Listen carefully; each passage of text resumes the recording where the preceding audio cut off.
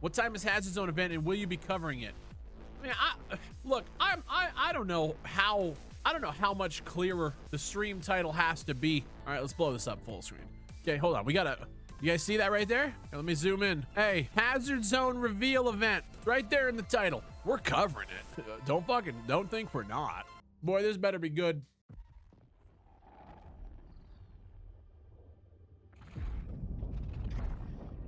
Retrieve the data drives. Okay.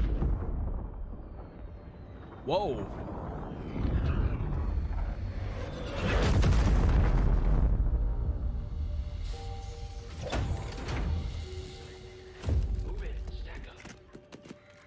The hell? Let's see where these drives are. Bro, this shit is literally. Hold on. We're in business. Check you guys spotted. Acknowledged. Visual confirmed. Okay. Oh.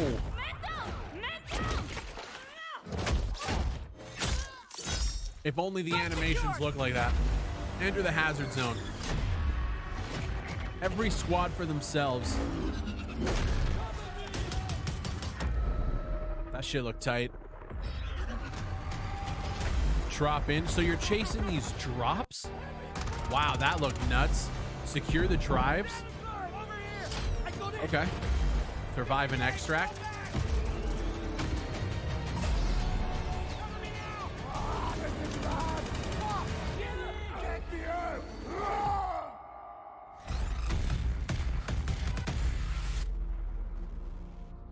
Battle Royale with multiple point pickups. So what this kind of reminds me of actually is the cycle. The cycle is kind of like a Battle Royale, but more of like an extended long gameplay session where you're looking for multiple objectives. Did I just miss it? Well, okay, let's watch the Jack Frags info, because he's probably has more info than that fucking trailer even put out.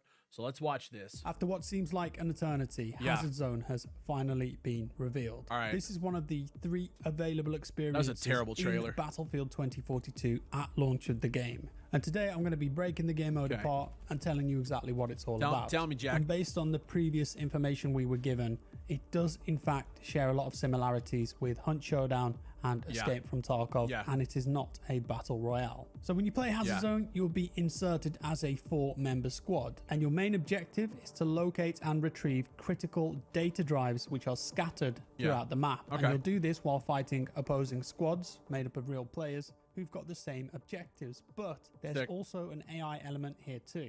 Now, if you get one of those data drives, you can then choose when to extract before a storm turns the area into a no-fly zone. In terms of the player count in this game mode, it will be 24 on old-gen consoles. Not bad. 32 players per round on next-gen 32 players per round. Okay. Now, specialists in Hazard Zone are restricted. I thought it was going to be more. Your squad cannot contain more than one of the same specialists. Oh. That means that making the right choices here may give you the edge during various phases of the match. I'm going to pause it here. I'm going to say that the specialist system in a game mode like this is actually really cool. Okay. It's not, I've been seeing rumors that Battlefield and EA are looking to move away from specialists for the all-out warfare mode. They sent surveys out to see how people feel about specialists versus classes.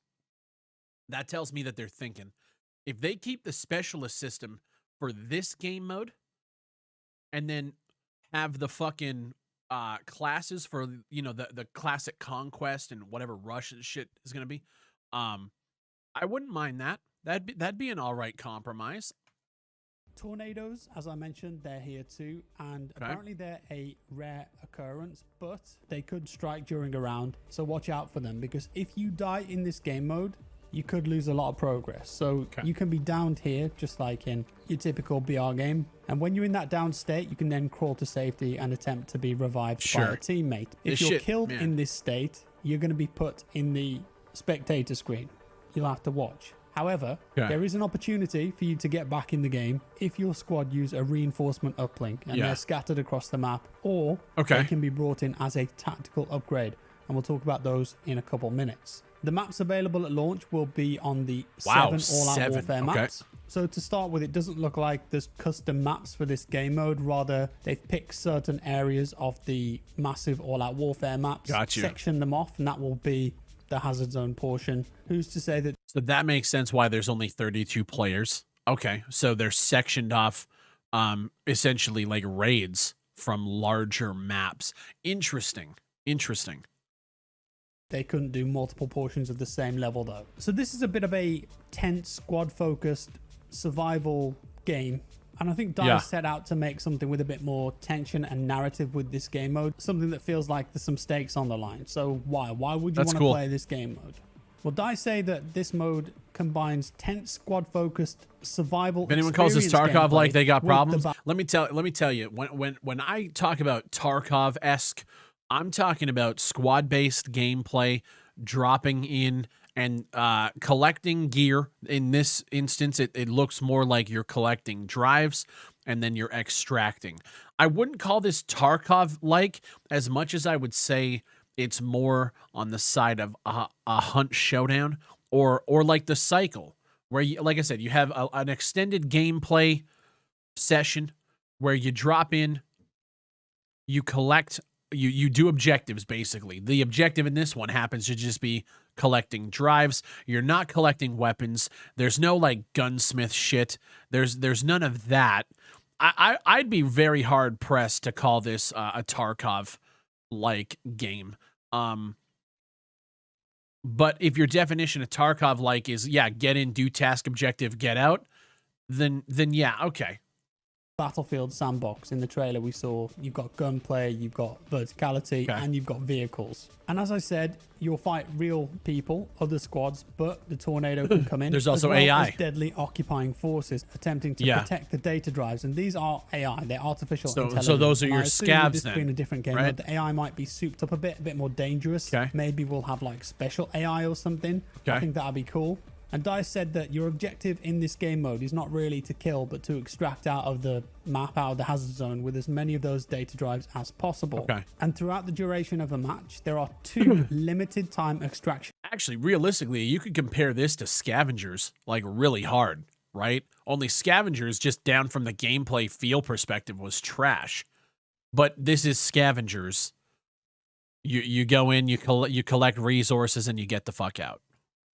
Opportunities, and they will occur at different times and at different locations. This means that only 2 squads in total can make it out alive from the round, or potentially none at all. Choosing the right mix in your squad, super important. And DICE did give a few examples of this, so you could have an offensive. Fuck off, DICE. You've got the collector's build if you want to be a bit greedy and just get as many data drives as you can. Pick something like Casper and Falk, recon areas. This is total PR shit. They're like, well, you could use Casper's recon ability to try and see if there's any enemy. Like, come on, get out of here. So why should you care about this? Why would you play this game mode over All Out Warfare or something in Portal? DICE say the answer to that is the metagame. So there's another layer to this rather than just the in-game portion. So let's say you went into a round with a squad and you extract a couple of data drives. Well, those data drives are assigned value.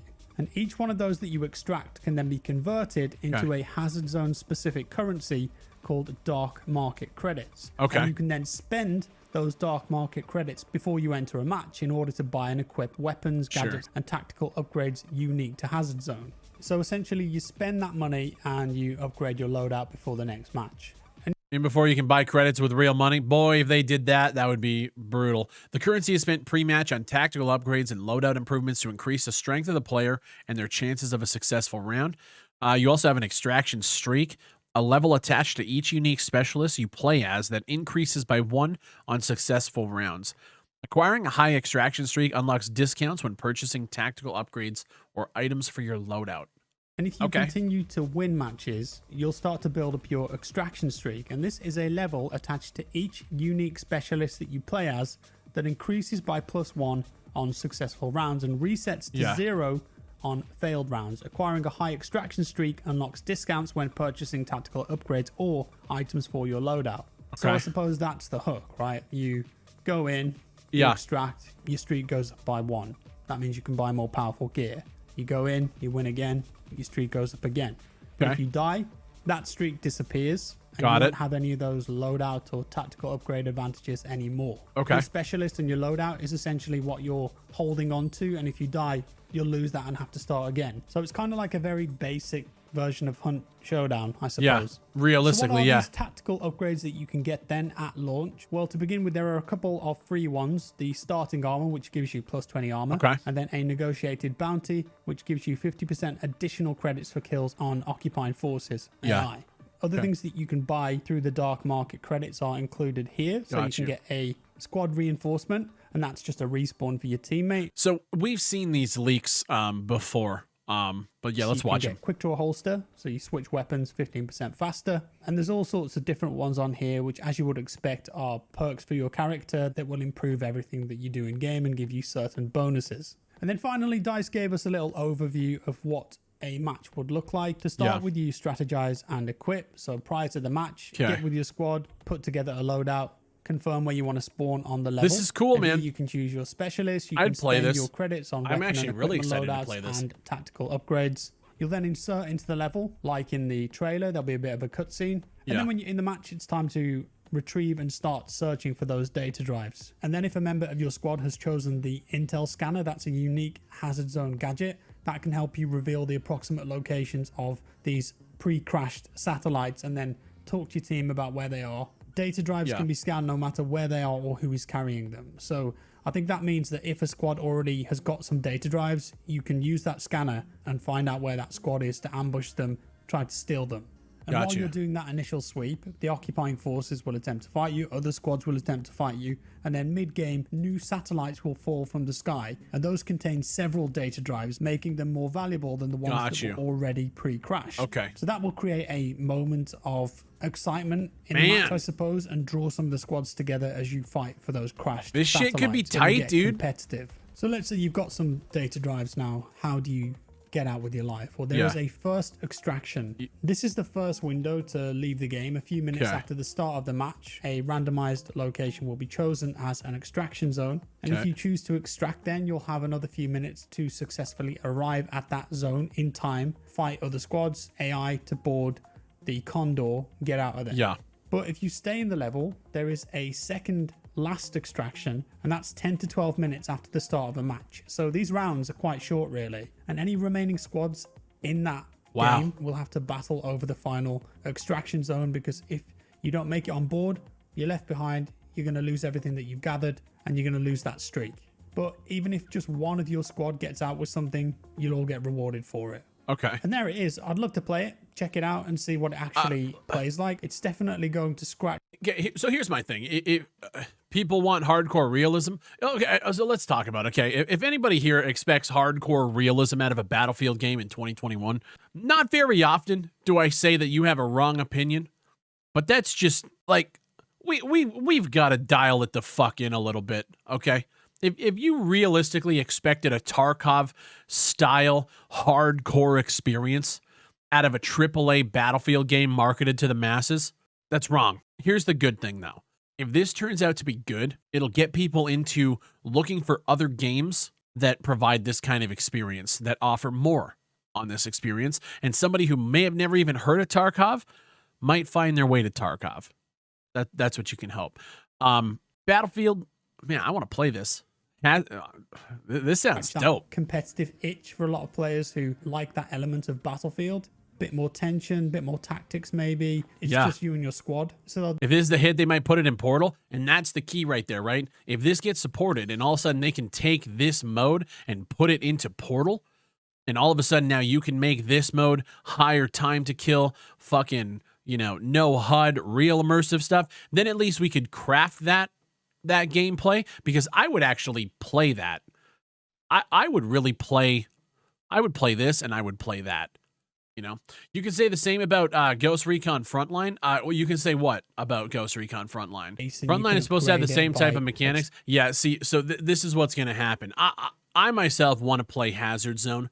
I'm going to put the video out saying that I want to play Hazard Zone, and I'm going to have people come at me for shitting on Frontline while at the same time building up Hazard Zone. Here's the difference. This is a side mode for people who want to play Battlefield the way that it's meant to be played with conquest and rush in the future and all that shit. But they also have other modes that can bring in new audiences. It's what I said in my video yesterday.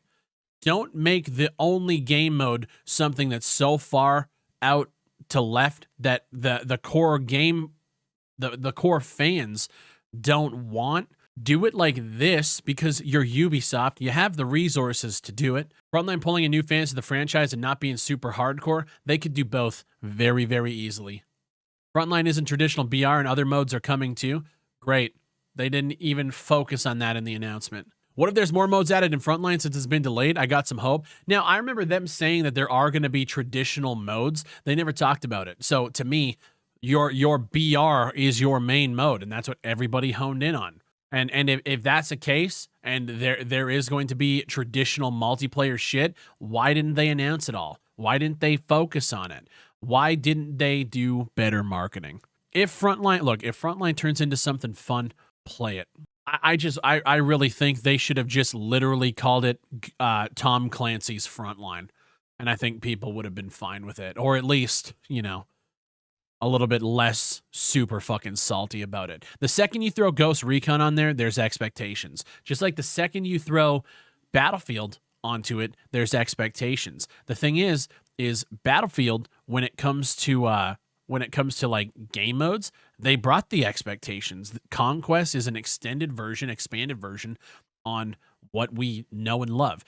If Battlefield 2042 came out and it was just Hazard Zone, there'd be so many pissed off people. There'd be people that enjoy it still, right? Just like what we're seeing with Frontline, only not a lot of people enjoy Frontline. People had expectations with Hardline because of the Battlefield name, 100%. If Frontline has traditional modes, then what the fuck is the point of X Defiant? Yeah, you're right. I feel like X Defiant is a symptom of a company that just has way too much money on their hands and they just need to put projects out. X Defiant, realistically, does not need to exist at all. But this is about Hazard Zone. I'm excited to play it. I really want to get my hands on it because I feel like this is going to be the breakout mode for Battlefield this time around. We've seen Conquest. This is something new. Yeah. Also, this could already be a thing in Hazard Zone, but if it isn't, then to give people incentive to play the game and care more about their character, they could have stuff like if you get to a 10 extraction streak, you unlock a unique cosmetic that you can only get that way, and then you can take that would be cool. Into all-out warfare. And that would be cool. And show, hey, this is how much of a badass I am on Hazard Zone. I was actually hoping that we were going to see like cross like cosmetics that you can only unlock by playing Hazard Zone versus All Out Warfare, and you can switch between. I was hoping we would have saw some information about that. Realistically, as a first iteration, I think the collecting of drives is kind of boring. But my hope in the future is that they add other objectives. So you drop in and you can go after the drives, or you can go, or maybe they have challenges where your objective to drop in is to get one of these challenges done to kill a bunch of fucking AIs or to kill other players and just, advanced AI bosses. Like they could expand upon it as a first iteration. It is what it is. I feel like it's going to be pretty boring just going for drives, but maybe it's not. I don't know. We'll see. Bro, I'm excited, man. I think it's going to be fun. I think it's going to be a fun side mode to Battlefield. I'm already excited about All Out Warfare. I want more shit. That's great. I'm excited, man. I think that is that's sweet, bro.